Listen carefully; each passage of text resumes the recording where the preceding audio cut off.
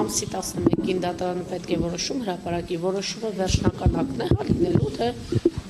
այս հարցի մասով, հայցի ապահովման միջոցը վերացնելու մասով, այո, որոշում է կայացվելու, ըստ այդմ մենք տեսնենք դատարանը ինչ դիրքորոշում կներկայացնի, խնդիրը կանում են անում, որ դատարանը անհարկի միջամտել է եկեղեցու ներքին կյանքին, որի իրավունքը չունի, եւ դա ինչպես Հայաստանի ներպետական օրենսդրությունն է դրա մասին հստակ կանոններ սահմանել, այնպես էլ եվրոպական միջազգային ստանդարտը, որովհետև դա երկրի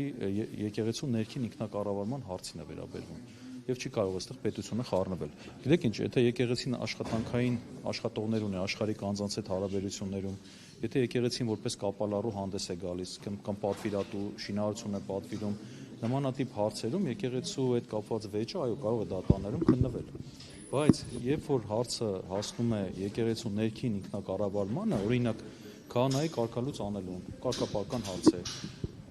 հոգևորականին հոգևոր պաշտոնի նշանակելու, դա ինքնակառավարման հարց է, հենց ինքնակառավարում նշանակում ինքը իրեն կառավարում է, այստեղ պետությունը անելիք չունի։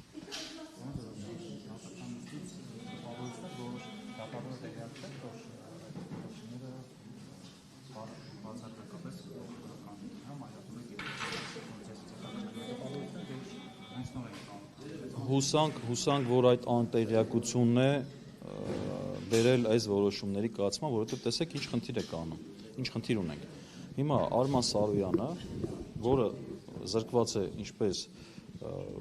հոգևոր առաջնորդի պաշտոնից, այնպես էլ նաև կարգալուծ եղած է։ Հիմա իրեն իրավունք է տրվել, որ ինքը բանկային գործարքներ անի, հարկադիր կատարողի ապօրինի գործողությունների արդյունքում նա բանկային գործարք է կատարում։ Հիմա պատկերացրեք այդ ապահովման բանկից հայ առաքելական սուրբ եկեղեցին դա որ դատարանը կիրառել է, որ պետք է օգտվի նաև ֆինանսական։ Դե տեսեք, հիմա որոշակի մեկնաբանություններ հիմա չանեմ դրա հետ կապված, բոլոր դեպքերում դատարանի որոշման հիման վրա հարկադիր կատարողի գործողությունների արդյունքում Արման Սարոյանը, որ այս բան ոչ պաշտոն ունի, ոչ էլ հոգևոր կարգավիճակ, հնարավորություն ունի բանկի ֆինանսական միջոցները կառավարի։ Հիմա պատկերացրեք, եթե վաղը այս հարցով ինքը պարտվի, լավով է պատասխան տալու այդ ֆինանսական կորուստների համար։ Սա շատ լուրջ խնդիր է, որը դատարանը այս Պանդորայի արկղը բացելով ինքը լուրջ փաստի առաջ է կանգնացրել բոլորին։ Ընդ որում ես պատահական չասեցի նաև դատական նիստի ժամանակ, որ ինքը պատմական քայլ է կատարել դատավորը։ Մենք երկար